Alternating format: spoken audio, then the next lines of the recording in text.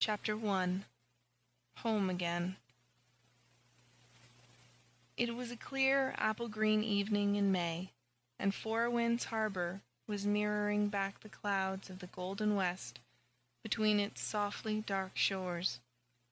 The sea moaned eerily on the sandbar, sorrowful even in spring, but a sly, jovial wind came piping down the red harbour road, along which Miss Cornelia's comfortable, matronly figure was making its way towards the village of Glen St. Mary. Miss Cornelia was rightfully Mrs. Marshall Elliott, and had been Mrs. Marshall Elliott for 13 years, but even yet more people referred to her as Miss Cornelia than as Mrs. Elliott. The old name was dear to her old friends. Only one of them contemptuously dropped it. Susan Baker, the grey and grim and faithful handmaiden of the Blythe family at Ingleside, never lost an opportunity of calling her Mrs. Marshall Elliott, with the most killing and pointed emphasis, as if to say, "You wanted to be Mrs., and Mrs. you shall be, with a vengeance as far as I am concerned." Miss Cornelia was going up to Ingleside to see Dr. and Mrs. Blythe, who were just home from Europe. They had been away for 3 months, having left in February to attend a famous medical congress in London, and certain things, which Miss Cornelia was anxious to discuss, had taken place in the glen during their absence. For one thing, there was a new family in the Mance, and such a family! Miss Cornelia shook her head over them several times as she walked briskly along. Susan Baker and the Anne Shirley of other days saw her coming as they sat on the big veranda at Ingleside, enjoying the charm of the cat's light, the sweetness of sleepy robins whistling among the twilight maples, and the dance of a gusty group of daffodils blowing against the old, mellow, red brick wall of the lawn. Anne was sitting on the steps, her hands clasped over her knee, looking in the kind dusk, as girlish as a mother of many has any right to be. And the beautiful grey-green eyes, gazing down the harbour road, were as full of unquenchable sparkle and dream as ever. Behind her in the hammock, Rilla Blythe was curled up, a fat, roly-poly little creature of 6 years, the youngest of the Ingleside children. She had curly red hair and hazel eyes which were now buttoned up after the funny, wrinkled fashion in which Rilla always went to sleep. Shirley, the little brown boy, as he was known in the family who's who, was asleep in Susan's arms. He was brown-haired, brown-eyed, and brown-skinned, with very rosy cheeks, and he was Susan's especial love. After his birth, Anne had been very ill for a long time, and Susan mothered the baby with a passionate tenderness which none of the other children, dear as they were to her, had ever called out. Dr. Blythe had said that but for her, he would never have lived. "I gave him life just as much as you did, Mrs. Doctor dear," Susan was wont to say. "He is just as much my baby as he is yours."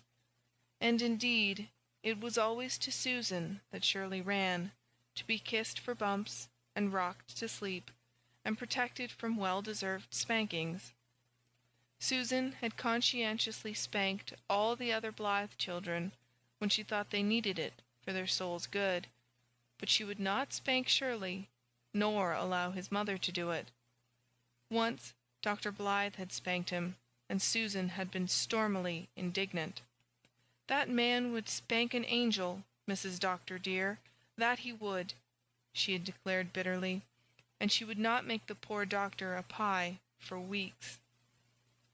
She had taken Shirley with her to her brother's home during his parents' absence, while all the other children had gone to Avonlea, and she had 3 blessed months of him all to herself.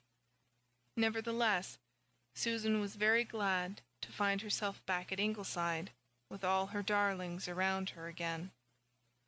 Ingleside was her world, and in it she reigned supreme.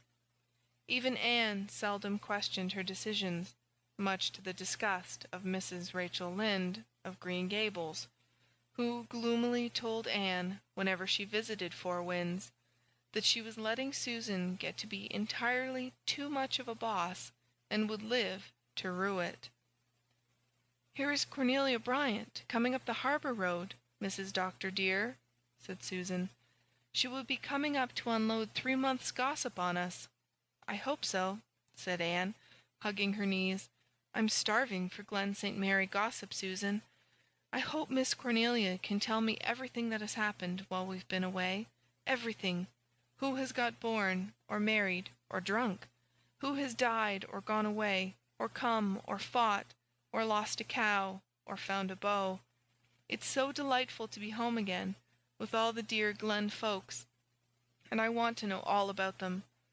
Why, I remember wondering, as I walked through Westminster Abbey, which of her 2 especial beaux Millicent Drew would finally marry. Do you know, Susan, I have a dreadful suspicion that I love gossip." "Well, of course, Mrs. Doctor dear," admitted Susan. "Every proper woman likes to hear the news.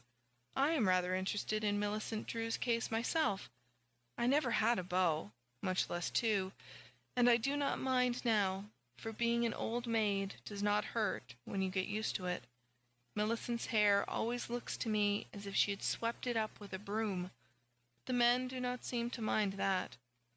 They see only her pretty, piquant, mocking little face, Susan." "That may very well be, Mrs. Doctor dear. The good book says that favour is deceitful, and beauty is vain, but I should not have minded finding that out for myself, if it had been so ordained. I have no doubt we will all be beautiful when we are angels, but what good will it do us then? Speaking of gossip, however, they do say that poor Mrs. Harrison Miller, over harbour, tried to hang herself last week." "Oh, Susan!" "Calm yourself, Mrs. Doctor dear. She did not succeed, but I really do not blame her for trying, for her husband is a terrible man. But she was very foolish to think of hanging herself, and leaving the way clear for him to marry some other woman. If I had been in her shoes, Mrs. Doctor dear, I would have gone to work to worry him so that he would try to hang himself instead of me. Not that I hold with people hanging themselves under any circumstances, Mrs. Doctor dear." "What is the matter with Harrison Miller, anyway?" said Anne impatiently. "He is always driving someone to extremes." "Well, some people call it religion, and some call it cussedness. Begging your pardon, Mrs. Doctor dear, for using such a word. It seems they cannot make out which it is in Harrison's case.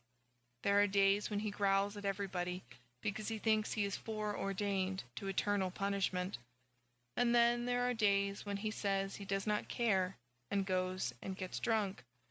My own opinion is that he is not sound in his intellect, for none of that branch of the Millers were. His grandfather went out of his mind. He thought he was surrounded by big black spiders. They crawled over him and floated in the air about him. I hope I shall never go insane, Mrs. Doctor dear, and I do not think I will, because it is not a habit of the Bakers. But if an all-wise Providence should decree it, I hope it will not take the form of big black spiders, for I loathe the animals. As for Mrs. Miller, I do not know whether she really deserves pity or not. There are some who say she just married Harrison to spite Richard Taylor, which seems to me a very peculiar reason for getting married. But then, of course, I am no judge of things matrimonial, Mrs. Doctor dear. And there is Cornelia Bryant at the gate, so I will put this blessed brown baby on his bed, and get my knitting."